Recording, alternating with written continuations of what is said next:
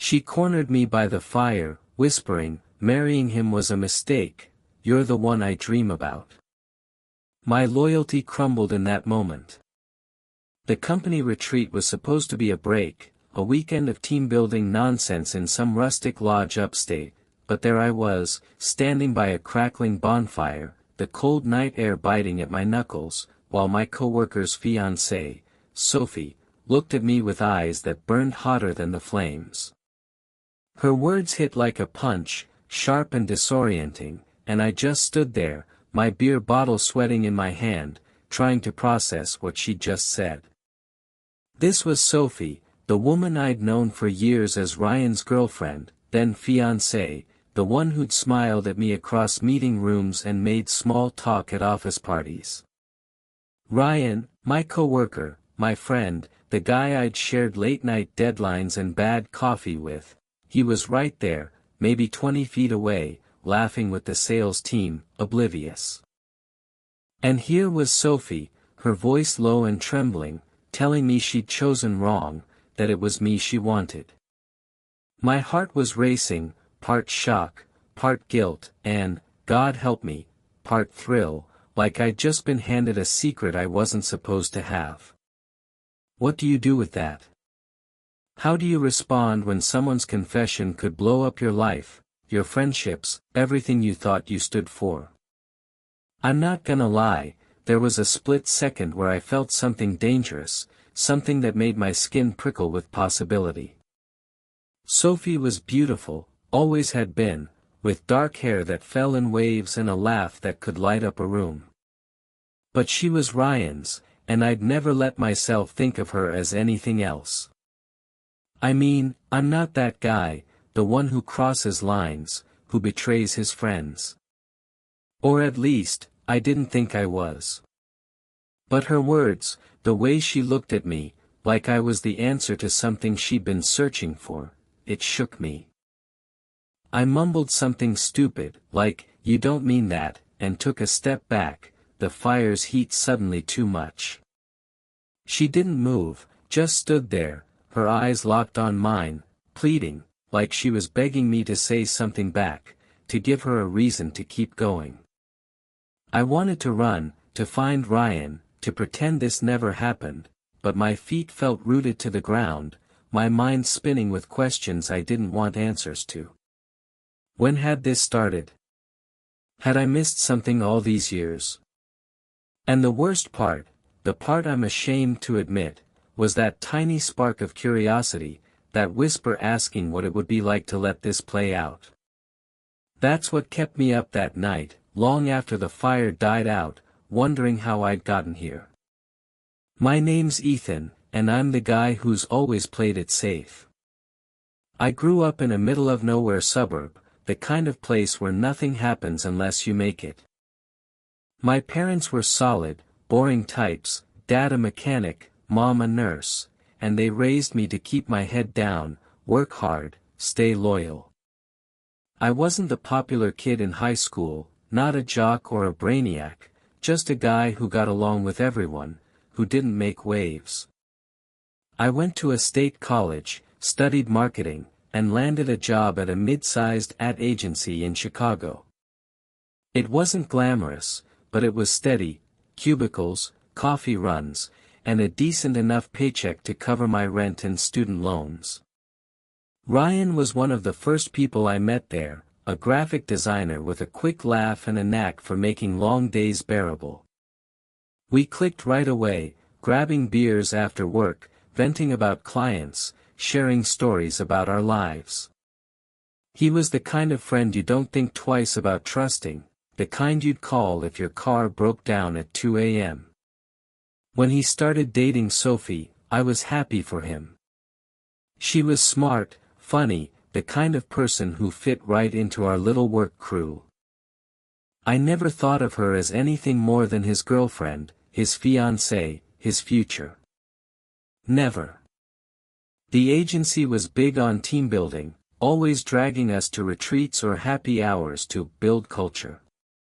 This retreat was at a lodge in the woods, 2 hours from the city, all pine trees and bad Wi-Fi. We were supposed to bond over trust falls and campfire games, but mostly it was an excuse to drink and complain about work away from the office. Ryan and Sophie came together, like always, her hand in his, their engagement rings glinting under the lodge's string lights. I'd known Sophie for 3 years by then, ever since she started showing up at our work events.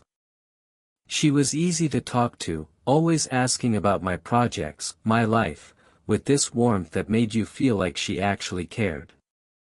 I thought it was just her being nice, being Ryan's partner, part of the package. But looking back, there were moments, small ones, that I didn't notice at the time. The way she'd hold my gaze a little too long during group conversations, the way she'd laugh at my dumb jokes when no one else did, the way her hand would brush mine when we passed a drink. Tiny things, easy to dismiss, until that night by the fire when they all came crashing into focus. The retreat was on its second night when it happened. The first day had been standard, team exercises, catered barbecue, too many icebreakers. By night 2, everyone was looser, the beer flowing, the fire pit roaring.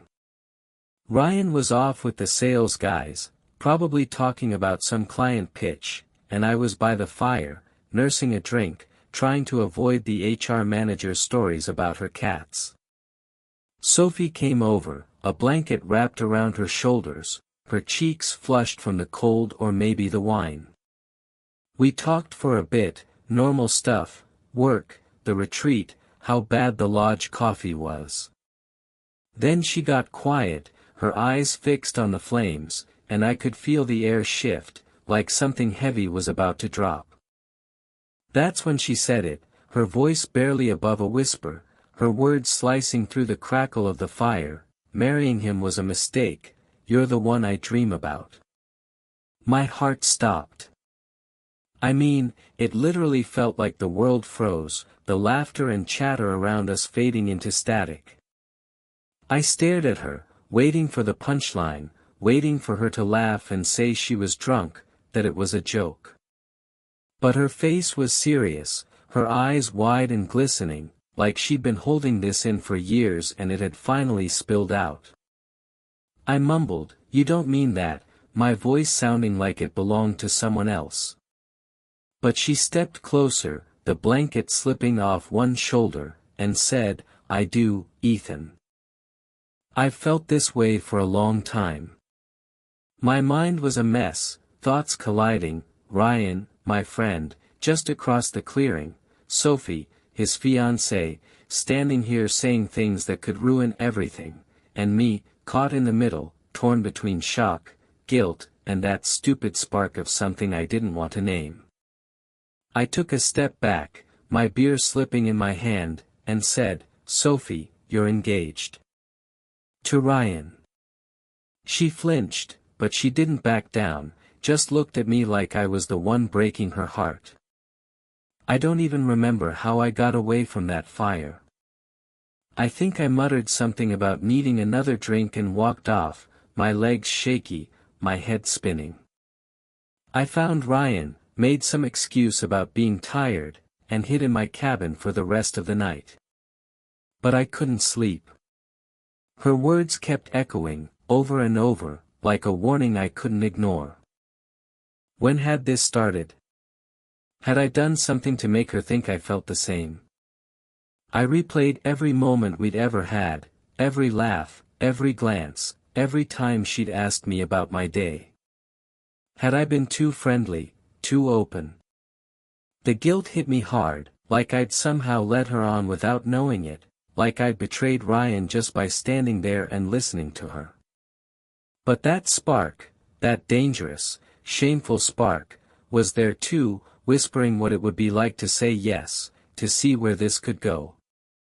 I hated myself for it, but it was real, and it kept me up until dawn, staring at the cabin's wooden ceiling, the knots in the wood like eyes watching me back. The next morning, I avoided her. The retreat was wrapping up, and I stuck close to Ryan, helping him pack the car, making small talk about work, anything to keep things normal. But I could feel her watching me, her eyes catching mine across the breakfast buffet, across the parking lot. She didn't say anything, didn't try to pull me aside, but the weight of her confession was there, heavy in every glance. Ryan was clueless, laughing about some dumb team-building game, and I felt like a traitor just standing next to him, smiling like nothing was wrong. When we got back to the city, I thought it was over, that maybe she'd rethink it, that the retreat was just a moment of weakness. But then the text started. Not right away, but a few days later, late at night, her name lighting up my phone. "Can we talk?" the first one said. I didn't reply, just stared at it, my thumb hovering over the delete button. Another came a week later. I meant what I said, Ethan. My stomach twisted, and I deleted it, but I didn't block her. I don't know why, maybe I was scared of what she'd do, how she'd react. Or maybe, deep down, that spark was still there, keeping me from shutting the door completely. Work became a minefield. Ryan and I shared a cubicle pod, our desks 6 feet apart, his engagement photos pinned to the bulletin board between us. Sophie would show up sometimes, bringing him lunch or meeting him after work, and I'd have to act normal, make small talk, smile like my heart wasn't pounding. But every time she looked at me, I felt it, that secret, that pull, like we were sharing something no one else could see. She'd linger by my desk, asking about some campaign I was working on, her voice casual but her eyes saying something else. I'd keep my answers short, my eyes on my screen, but I could feel Ryan watching, not suspicious, just there. The guilt was crushing, like I was already betraying him just by knowing what she'd said. I started working late, staying at the office after Ryan left, just to avoid those moments, those run-ins that made my skin crawl with shame and temptation. It wasn't just Sophie's texts or her looks, it was the way she started finding excuses to be near me.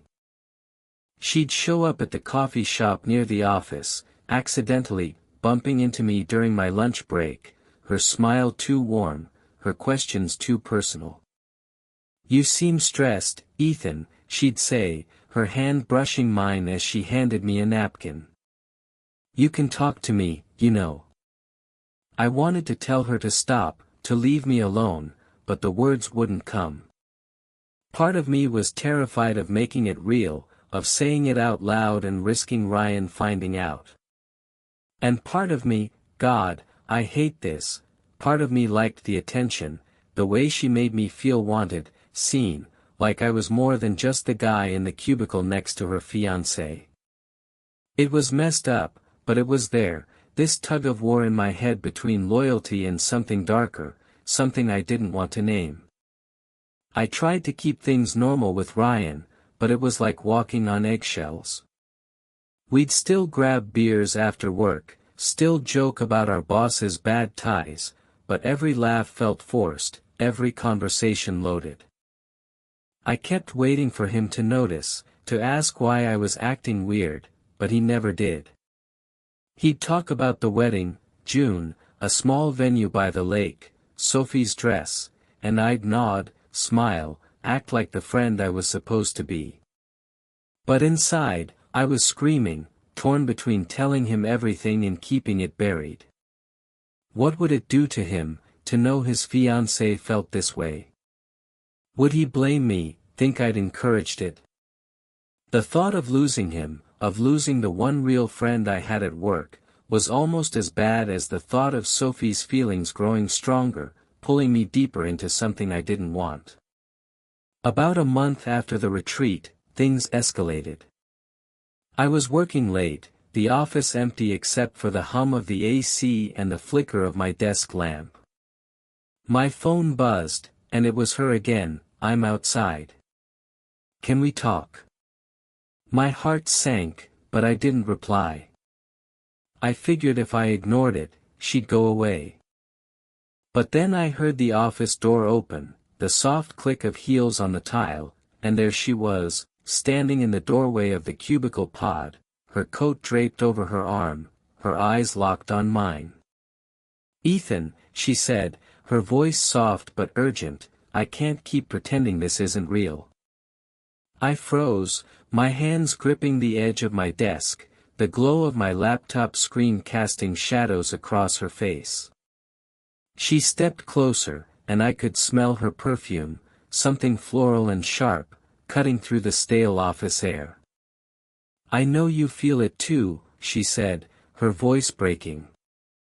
"I see it in the way you look at me."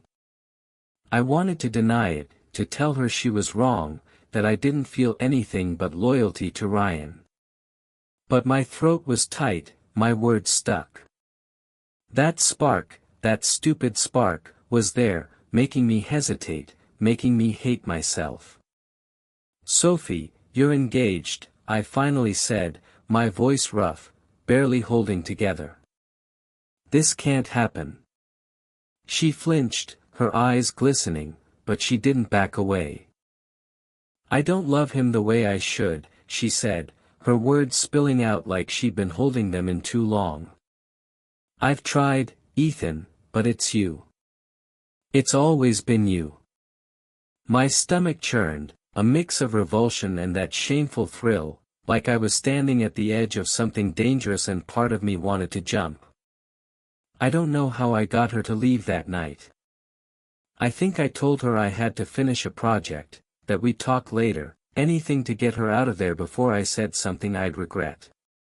She left, her footsteps echoing down the hall, and I sat there, staring at my screen, my hands shaking. I felt like a traitor, not just to Ryan but to myself, to the person I thought I was. The guilt was overwhelming, but so was the curiosity, the what-if that kept creeping into my thoughts.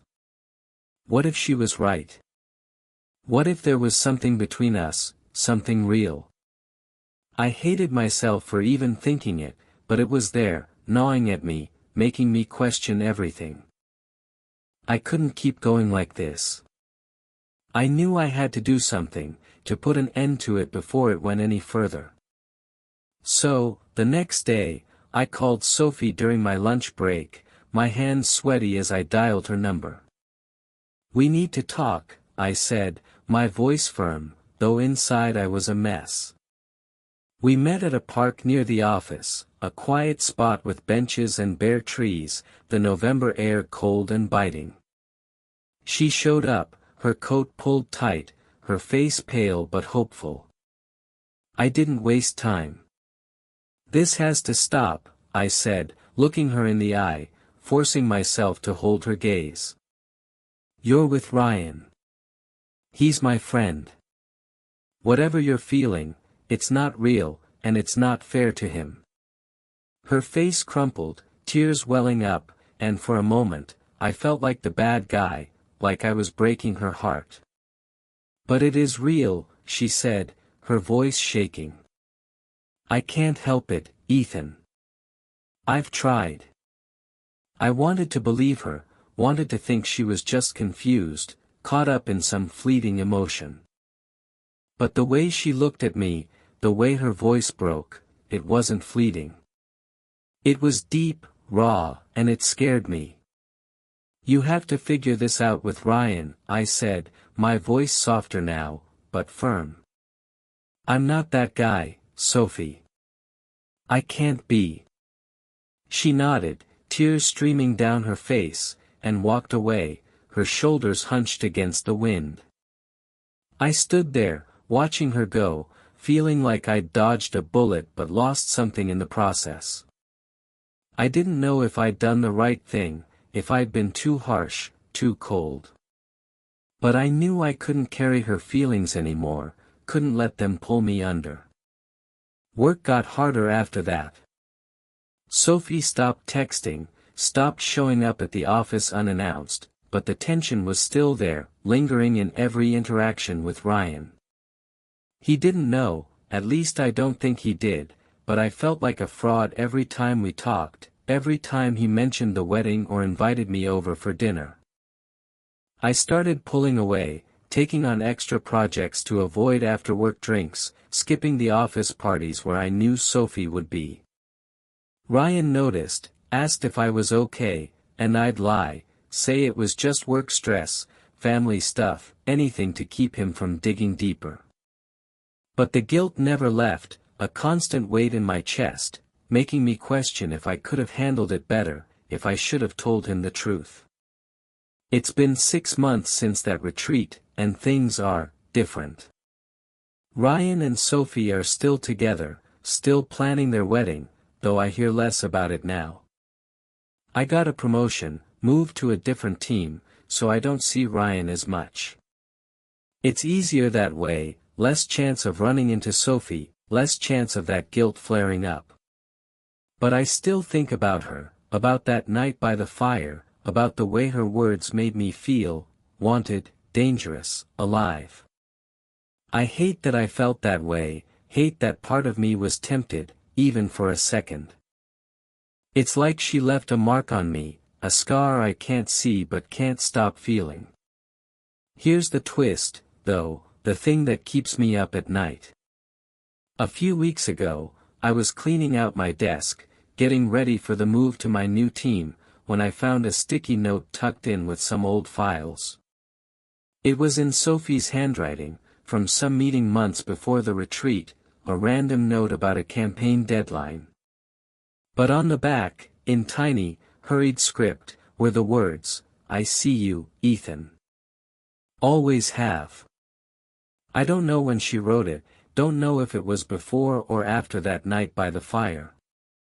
But it hit me like a freight train, proof that this wasn't a one-time thing, that she'd been carrying this for longer than I knew. And the worst part? Part of me felt that spark again, that dangerous pull, even as I crumpled the note and threw it away. I'm trying to move on, to focus on my job, my life, the person I want to be. But every time I see Ryan, every time I hear Sophie's name, it's like that moment by the fire comes rushing back, her voice whispering in my ear, my loyalty hanging by a thread. I don't know if I'll ever be free of it, if I'll ever trust myself the same way again. So, I'm left with this question, and I want you to think about it too. Would you steal a heart if it meant breaking another's? Would you risk your friendships, your integrity, for a moment of something forbidden? Drop your thoughts in the comments. I need to know I'm not alone in this. And if this story hit you, share it with someone who gets it, someone who's felt the weight of a secret they didn't ask for.